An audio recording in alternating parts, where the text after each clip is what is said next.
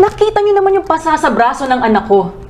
Ma'am, naiintindihan ko naman na normal sa mga batang nag-aaway. Pero saktan nila ang anak ko is something unacceptable. I demand the presence of the parents here. Otherwise, I will not hesitate to escalate this matter and pursue this legally. Mrs. Cruz, we will settle this as soon as they arrive. Meantime, my secretary Dana will assist you. I will see you at the conference room. Mrs. Cruz, I'm so sorry. Aayusin natin ang problemang to. Ma'am? Miss Dana, kindly assist Mrs. Cruz. Mrs. Cruz, dito po tayo.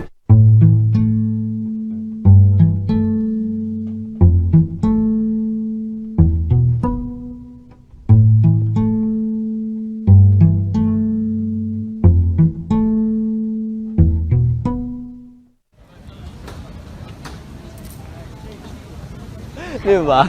Guys, promise coming. We're available for sign up. So ano? There kayo? So, available ba si Chloe? Oo naman, available si Chloe. We're a package deal. Take 3? Or nothing! Girls, ano tong package deal? Ma! Tigil-tigilan mo sumama sa mga malalanding babae na yan, ha? Alam mo bang nakita ko yung mga yan kasama yung mga lalaki sa labas ng school nyo? Isusumbong ko talaga yan sa principal. Hindi dapat pinapayagan sa school nyo yung mga ganyang paglalandi sa mga lalaki. At dapat pag nahuli, expel agad. Kaya tuloy ang daming nabubuntis eh. Ang pabata pa. Kaya ikaw, Chloe, tigil-tigilan mo talaga sumama sa mga yan, ha? Friends lang sila, ma. Wala naman mali siya doon. Basta, ayoko sumama ka sa mga yon. Naiintindihan mo? Naiintindihan mo ba? Opo!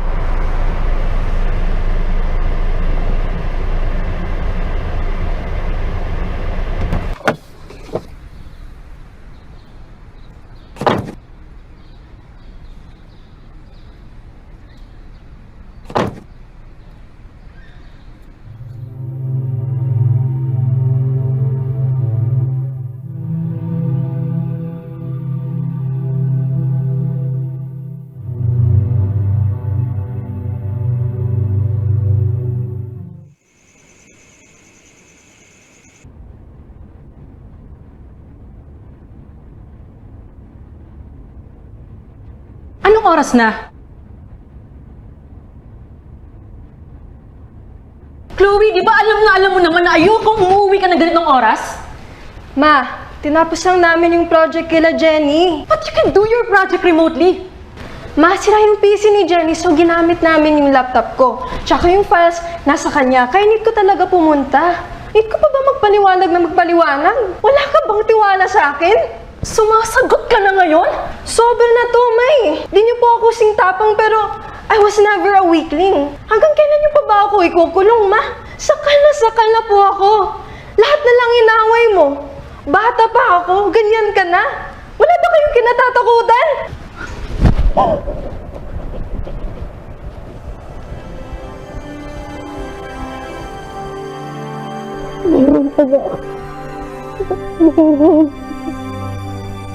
Bawat isa'y may pinagdaraanan. I am so sorry, Mrs. Cruz. There is nothing more I can do. Pero, Doc, you don't understand. Kailangan ako ng anak ko. Kailangan ko pang mabuhay. Natatakot ako, Doc. Paano na si Chloe?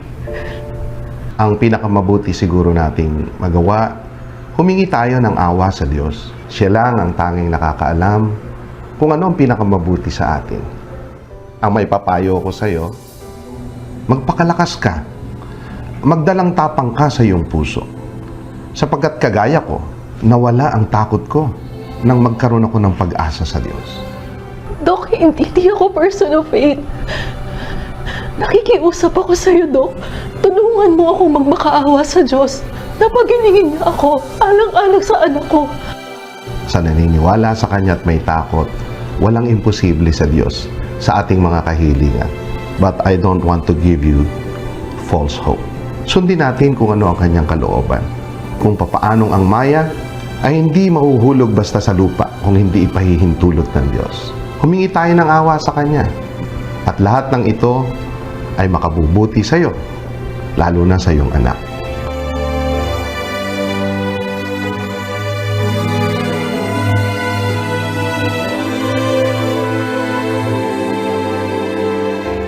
Ma,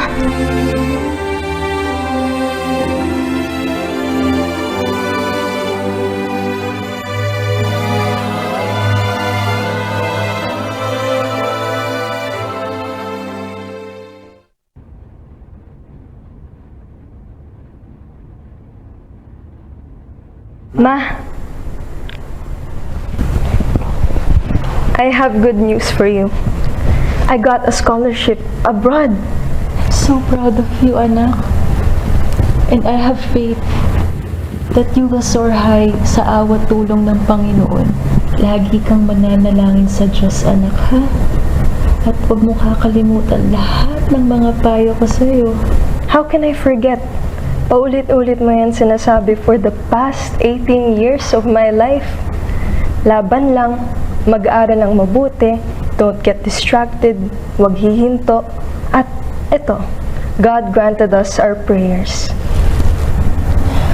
Anak, akala ko di ko kakayanin harapin itong araw na kinatatakutan ko. Ang tigri kong nanay may kinatatakutan. You taught me well, Ma. Ma, be happy.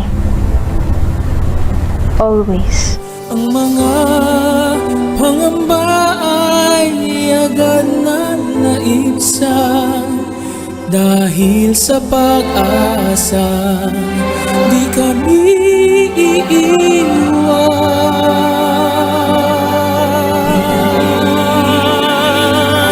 Kami magwawagi. Mag-antay ka sa Panginoon, ikaw ay magpakalakas, at magdalang tapang ang iyong puso. Oo, umasa ka sa Panginoon.